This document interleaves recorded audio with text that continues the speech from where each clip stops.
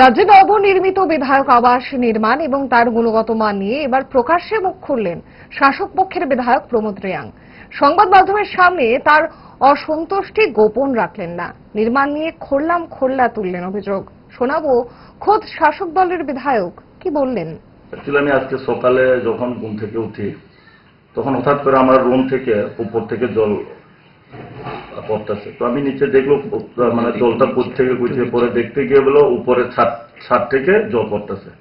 তো দেখো আমরা এসে 2023 গভর্নমেন্ট আসার পরে আমরা এই হোস্টেল আমরা সবাই এমএলএ আমরা এখানে ঢুকেছি। তো ঢুকার পরে দেখলো যে 2 বছরের নাগাদ যদি এইভাবে জল পড়ে আরো লম্বা আছে, আমরা যাওয়ার পর অনেক এমএলএরা আসবে এখানে বা থাকবে, কিন্তু তখন কি হবে? মাত্র 2 বছরের মধ্যে যদি এইভাবে কাজ হয়, একদম লো কোয়ালিটির কাজ, শুধু ওইটাই না, অনেক বাইরের দিকেও দেখছি আমরা এইগুলো মানে কাজগুলো ঠিক হয় না। আমার এখানে কয়েকটা আমার দরজা একটা আছে, এই দরজাও তো তোমরা দেখেছো মনে হয়, এই দরজাতে সেম একই অবস্থা। 2 বছরের মাথার কি জানে কি দরজাটা সব খুলে গেল। তো আমি চাই যে কাজ করো, সরকার টাকা দিছে ভালো কাজ করার জন্য, তিনি কন্ট্রাক্টর যদি ভালো করে কাজ না করেন, ভালো কাজ করে তোমরা টাকা ওইভাবে নিয়ে যাও, তখন আমরা থাকবো এখানে। কারণ আমরা এখন এখানে কষ্ট পাইতে, যখন কালকে তো সারা রাত বৃষ্টি নাই, বৃষ্টি না থাকার আগে জলেই এখন যদি 2-3 দিন ধরে কন্টিনিউ যদি বৃষ্টি থাকে তাহলে এই রুমে থাকতেই পারতাম। শুধু আমার রুম না, এরকম কয়েকটা রুম আছে।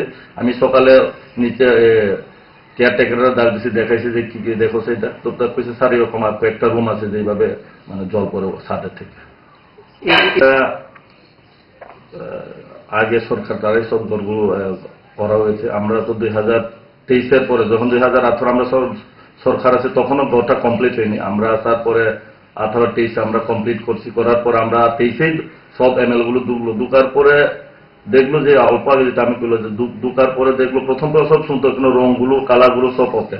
পরে আস্তে আস্তে তখন দেখতে যায় যে এই সাইডে পাট পড়ে যায়, বৃষ্টি জল ছাদের থেকে জল হয়। তো এটাই আমি চাই যে দেখো গভর্নমেন্ট এটা কি করতে পারে, কন্ট্রাক্টরের কি ফাইন করবে না কি করবো, কেননা কাজ 2 বছর আগাতেই যদি এইভাবে অবস্থা হয়, আগামী দিন আরো কি হবে।